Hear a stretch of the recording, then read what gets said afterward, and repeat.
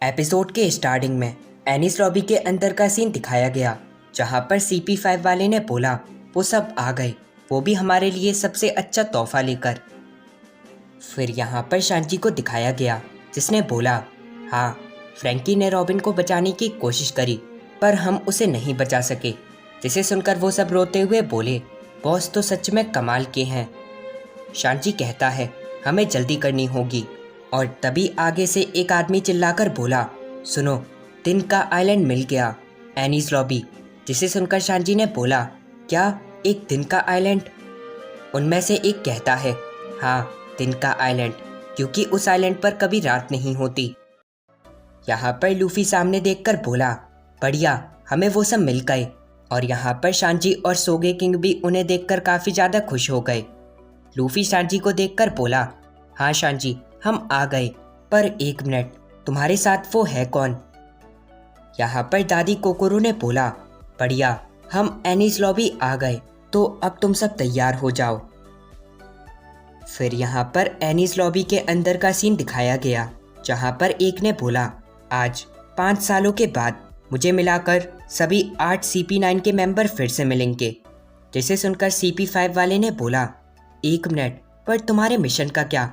इस आर्टिकल में आखिर ये है क्या? तुम्हें बस 3 लोगों की हत्या का ऑर्डर मिला था पर तुमने तो 23 लोगों को मार दिया। जिसे सुनकर उनमें से एक ने बोला हाँ, हमें माफ़ कर दीजिए, ये सब मेरी ही वजह से है। पीछे से CP9 के एक आदमी ज़ेब्रा ने बोला कुमादोरी, तुम चुप रहो, एक आदमी को इतनी जल्दी से माफ़ी नहीं मांगनी चाहिए, इसलिए मैं बताता हूँ कि ये सब हुआ कैसे। पीछे से एक दूसरे आदमी ने बोला ये सब इसलिए है क्योंकि हमने टाउन वालों को हत्या के प्लान के बारे में पहले ही बता दिया था। जिसे सुनकर ज़ेब्रा बोला तुम अपना मुंह बंद रखो। कुमादोरी कहता है मैं अपने आप को यहीं पर ख़त्म कर दूंगा, ये सब मेरी गलती थी। पर जैसे ही उसने अपने आप पर चाकू मारा, उसके आयरन बॉडी होने की वजह से उसे कुछ भी नहीं होता और वो बोला ये क्या, मैं तो मर भी नहीं सकता। पीछे से CP5 वाला ये देखकर काफ़ी ज़्यादा गुस्सा हो गया और फिर बोला तुम लोग लड़ाई करना बंद करो।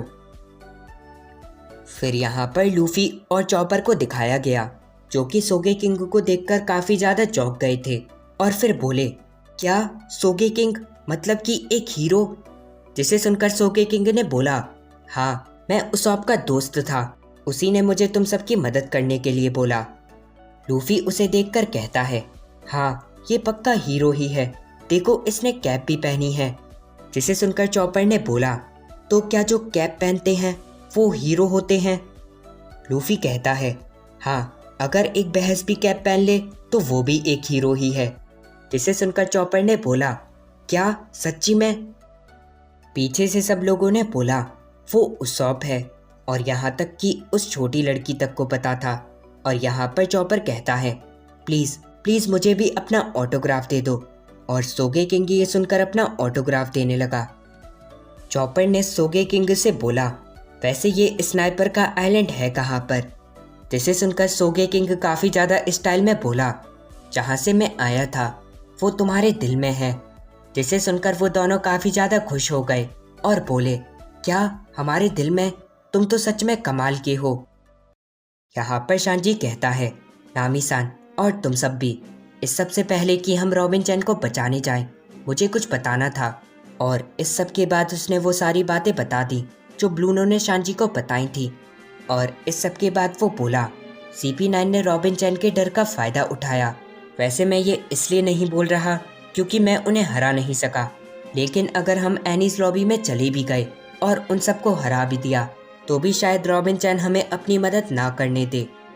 और ये सब सुनकर लूफी चिल्लाकर बोला नहीं, मैं ये सब नहीं होने दे सकता, क्योंकि अगर हमने कुछ नहीं करा तो वो पक्का रॉबिन को मार देंगे।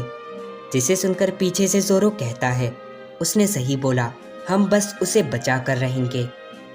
लूफी ने बोला मैं उस पूरी की पूरी लॉबी को उड़ा दूंगा, और वैसे मेरे पास एक अच्छा आइडिया भी है। यहाँ पर पाउली सबसे कहता है सुनो, एक बार मैं पटरी के काम से एनीज लॉबी में गया था और तब मैंने ये नक्शा बनाया था। जिसे सुनकर सब उसके पास आने लगे। पाउली ने बताया ये लास्ट में है गेट ऑफ जस्टिस और उससे पहले है मेन आइलैंड का front gate, gate of justice में जाने के लिए हम बस सीधा ही जा सकते हैं, क्योंकि और जगह है एक बड़ा सा वाटरफॉल। जब तुम उसे देख लोगे तो तुम्हें खुद पता चल जाएगा। सबसे पहले आयरन फैंस, फिर है मेन गेट, और फिर मेन गेट का फ्रंट गेट, और लास्ट में गेट ऑफ जस्टिस। तो अगर हम सब सीधा गए और नेवी से लड़ते हुए अपना टाइम वेस्ट कर दिया तो फ्रैंकी और रॉबिन को नहीं बचा पाएंगे। इसलिए तुम सब बस CP9 पर ध्यान देना, बाकी नेवी को हम पर छोड़ दो। इसलिए अभी के लिए हम पहले जाएंगे और फिर आयरन फैंस, मेन गेट और मेन आइलैंड का फ्रंट गेट को तोड़ देंगे, और जब वो टूट जाए तो तुम भी आ जाना। नेवी को हम पर छोड़ दो और CP9 से लड़ो, और यही हमारा प्लान होगा। और लूफी ये सब सुनकर बोला, हाँ मैं समझ गया। यहाँ पर दादी कोकोरो ने बोला, हाँ हम सब एनीज लॉबी आ गए।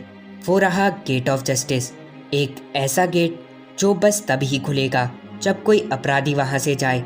और हाँ, अब टाइम आ गया है उन सब से लड़ने का। और यहाँ पर वो सब लोग पहले जाने के लिए तैयार हो गए थे। पर एक मिनट, लूफी तो सीधा एनीज लॉबी के अंदर ही चला गया, और ये सब देखकर वो सब लोग काफ़ी ज़्यादा चौंक गए और फिर बोले, पर उसने बोला था कि वो समझ गया। पीछे से नामी ने बोला, मुझे तो लगा ही था कि वो नहीं रुक सकता। और दूसरी तरफ फ्रैंकी और पाउली की टीम आयरन फैंस की तरफ जा रही थी। यहाँ पर लूफी सीधा मेन गेट के ऊपर चला गया, जिसे देखकर एक नेवी ऑफिसर ने बोला, देखो वहाँ पर कोई तो है। लूफी सामने देखकर कहता है, ये जगह काफ़ी ज़्यादा अलग सी है, मानो जैसे ये हवा में हो। और हाँ, आगे तो एक आइलैंड भी है और वहीं पर पक्का रॉबिन भी होगी। और दूसरी तरफ नेवी वाले लूफी पर हमला करने लगे, जिसे देखकर वो बोला, ओ नहीं, उन सब ने तो मुझे देख लिया।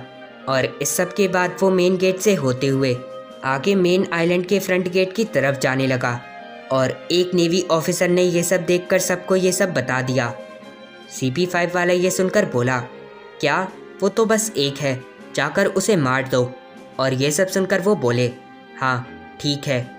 और यहाँ पर बहुत सारे नेवी ऑफिसर उसे रोकने के लिए तैयार थे, और उनमें से एक ने बोला, सुनो छोटे लड़के, क्या तुम्हें नहीं पता ये एनीज लॉबी है?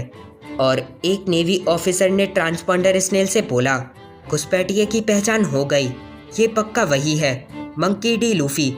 और ये सुनकर उन दोनों को एक बड़ी तेजी से लात पड़ी, और वो सब ये सुनकर काफ़ी ज़्यादा चौंक गए और बोले, क्या वो स्ट्रॉ हैट है? और यहाँ पर लूफी उन सब नेवी ऑफिसर को मारने लगा और फिर बोला, मुझे बताओ रॉबिन आखिर है कहाँ पर?